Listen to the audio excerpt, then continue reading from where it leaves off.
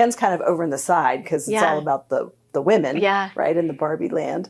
And Ken's kind of trying to get in, and there's a point towards the end where she says, Ken, you have to be yourself. And he has this t-shirt that says kenough.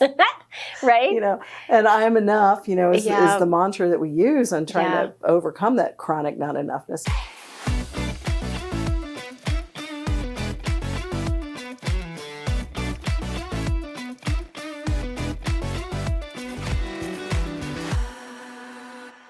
Are you ready to ditch the chronic not-enoughness?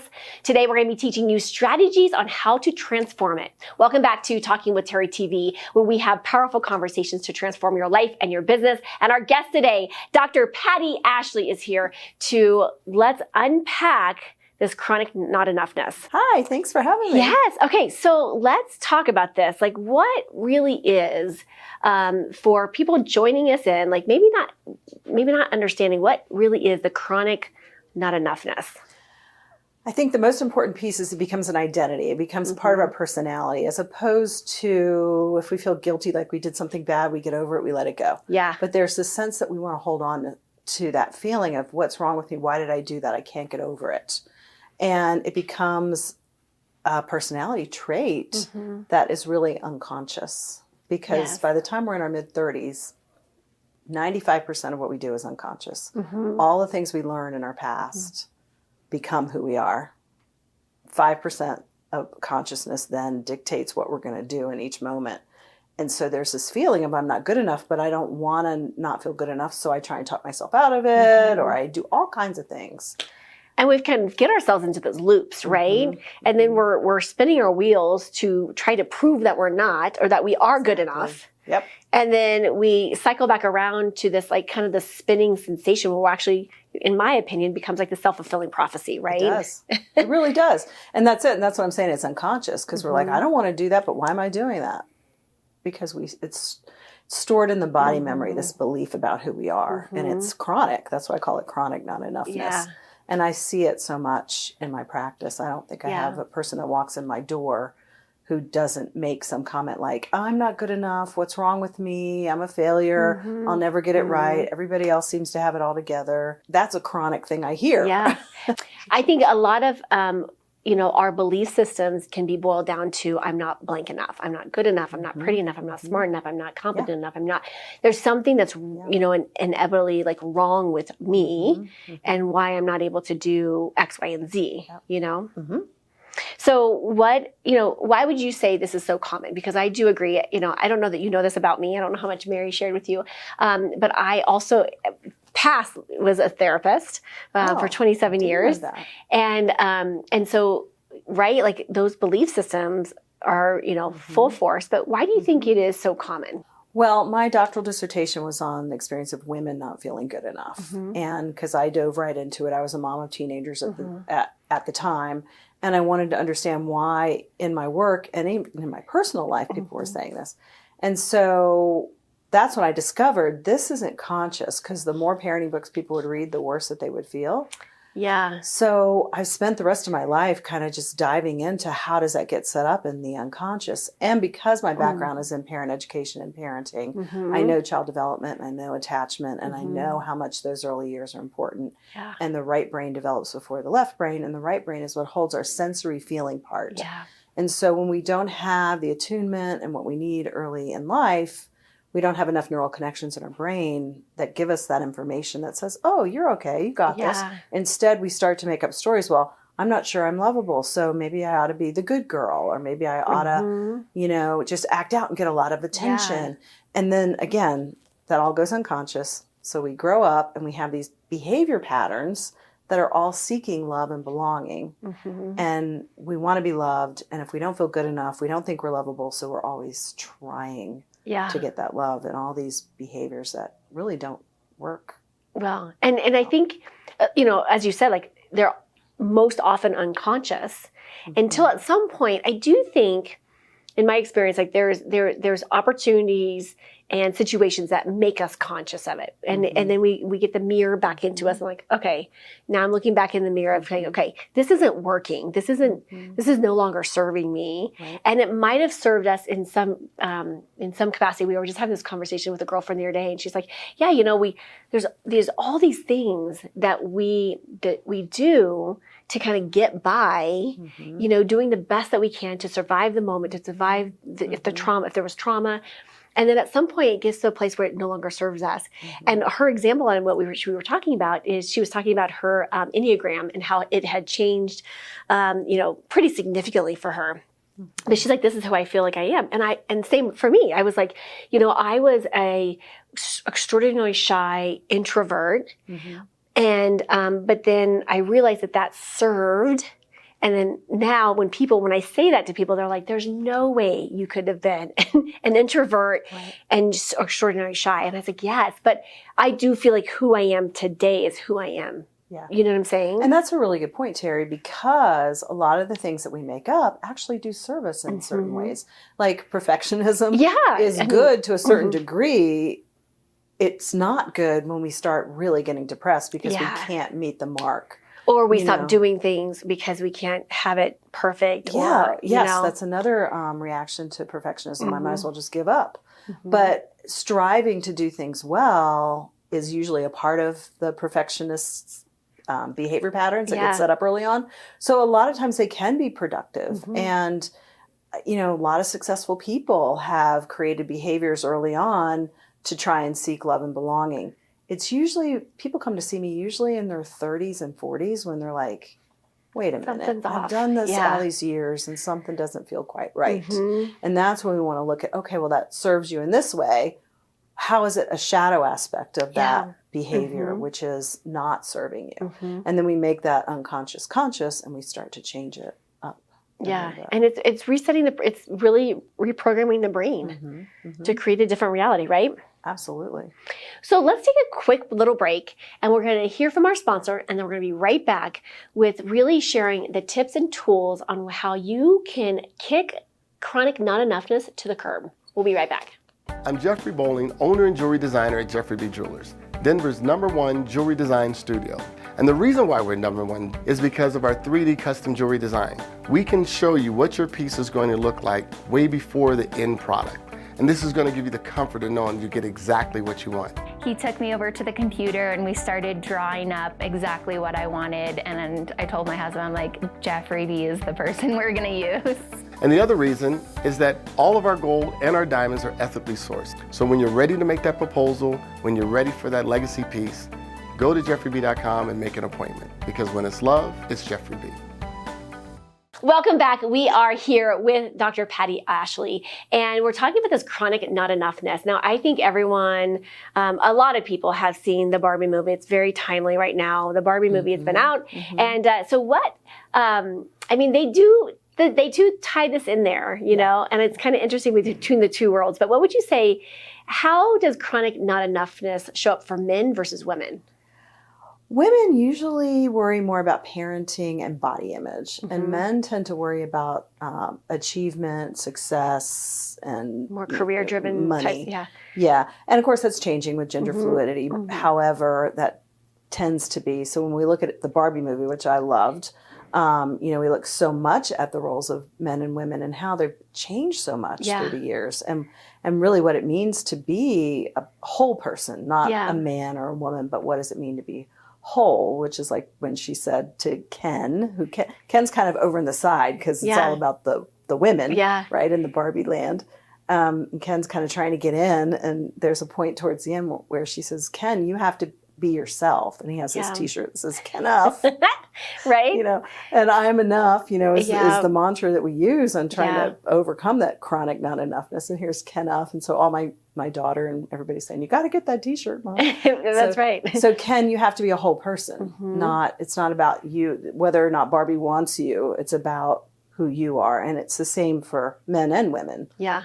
you know. And I think that's like a lifelong process for most of us, okay?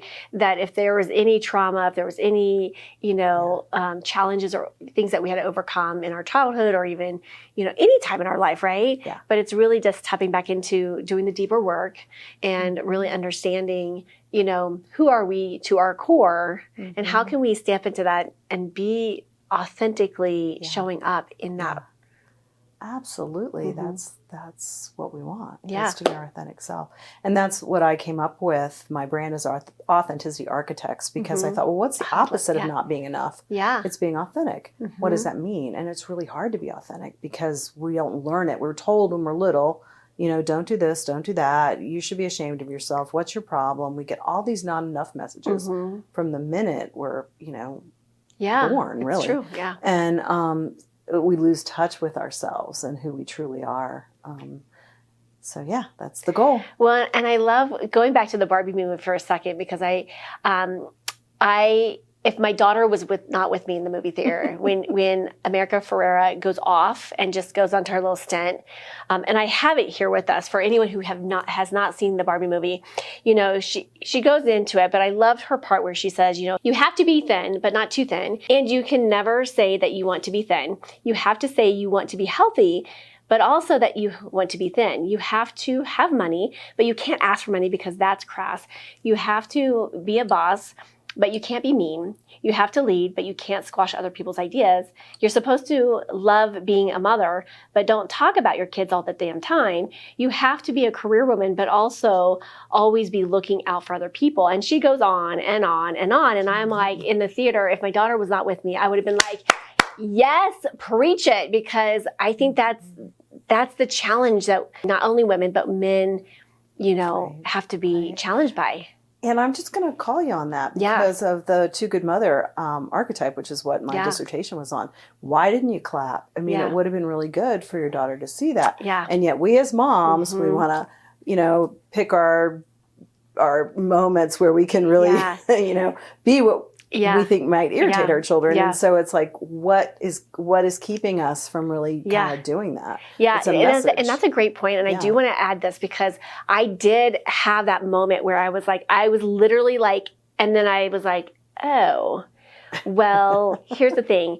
I do embarrass my daughter quite a bit. And so we were talking about this off camera that, you know, I kind of pick where I'm going to, or where she feels embarrassed, right? Yeah. So during the pandemic, there was a lot of things that I was doing to demonstrate. And so there are times when I'm pushing the envelope, and she got really uncomfortable with me in a lot of different areas. So I do think I do pick my battles, but that's a great point. Why didn't I? Yeah. Right? Because that wasn't, and I do try to lead by example a lot. And at that point, I just felt like, you know, it wasn't right. It kind of goes back to, you know, we want to do this, but we can't do that. And where's the authenticity? Yeah. And we're all trying to figure it out. I mean, I think that's the point here is like, where is that piece where we can be authentic? And we do have to take other people's ideas and feelings, especially our children, into consideration. Yeah. And so, my work with women as moms has been all about that. It's like, wow, how do we navigate this? Yeah. This territory that's. And it's funny because, like, as we're sitting here talking about this, I'm like, she didn't want to be at the movie anyways. Yeah. And so I was kind of like dragging her to go to the movie. And so she didn't want to necessarily be there anyway. So I'm going to be like, she probably would have been like, I'm out. But I do think that that's the struggle, right? Of how do we step into, and it's a great example. So I'm glad that you called me out on it. Okay. So for anyone who's going to watch the Barbie movie and hasn't watched it, be yourself and do it. My granddaughter's 10, and my daughter was telling me she took a bunch of my daughter's friends, and then a bunch of her friends went. Yeah. And she said that her friends were all laughing at so many parts of the movie, and the 10-year-olds were like, you know, they missed a lot of the subtle innuendos that were being and I think there's a generational piece too. And the other piece that I think is playing out from conversations is people that played with Barbies versus people that didn't play with Barbies. And because those are two different perspectives and aspects as well. Right. And the generations, that's what my daughter and I were talking about. It's like in my generation, it was the Barbie, like the classic Barbie. Peaches and cream. In her generation, it was the career Barbies and encouraging women to, you know, have life outside of the home. And I kept asking myself, why did I like Barbies when I was little? And I just liked, I think, imagining myself being a grown woman, you know, and the little shoes and the outfits. I know. She and always it wasn't looked ever fashionably, about, yeah. you know, the roles of men and women or suppression. It was just about, isn't this fun to find this fun dress and shoes? Yeah, same. I was same with you. Like, I just wanted to play dress up. Yeah. You know, with the Barbie instead of me, right? Exactly. It's like, You know? whoa, this is what I'm going to be when I'm a grown woman. A friend of mine said her mother wouldn't let her play with Barbies because they were too sexist. But she could play with Skipper because Skipper didn't have a breast. Oh, there you go. I mean, there you go. So let me ask you that. So how can people feel better about themselves? Well, the trick is we can't do it from the neck up. It's not a thought. We would like to think that we can, but if it was that easy, I wouldn't have a job and we wouldn't all be struggling with chronic not-enoughness. Right. So we have to get it into the body memory because, like I said, 95% of what we do is unconscious and it's stored in our body memory and our cellular connections, the information that goes from the brain to the heart to the body. So we have to embody it. So we can start with saying, I'm enough. Mm-hmm. Most people don't believe it. Right. They go, no, well, I could say it, but I don't believe it. Okay. So you look at your 5 senses then. Let's find something that you connect to that feels like enough. Like maybe you wearing pink. Would be, you know, a feeling, a color. Mm-hmm. What color is enough, right? What does it smell like? Is there an essential oil or a flower? Mm-hmm. What does it look like? Is it, you know, the sun rising in the morning? Mm-hmm. So you feel, because we feel those things, and that's what we want to do to embody the new message. Mm-hmm. So we work with creating new enough messages.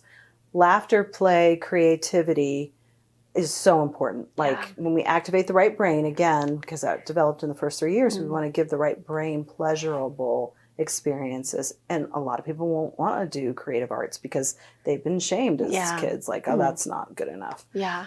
If you can allow yourself to play and relax and get into drawing, that's why coloring books became so popular. You know, and but bring the affirmation in when you're doing these things you enjoy. I am enough. Ooh, pair it with that. And I will say, if people get kind of blocked by like doing arts and things, and they don't want to do it because they feel like they have to be perfect about doing it, is have them do it with a non-dominant hand. And what they know right away that they're not going to succeed with it, it's not going to look at, but it gets them into that place and space. So it's just opening up the mind for other possibilities, right? Yeah.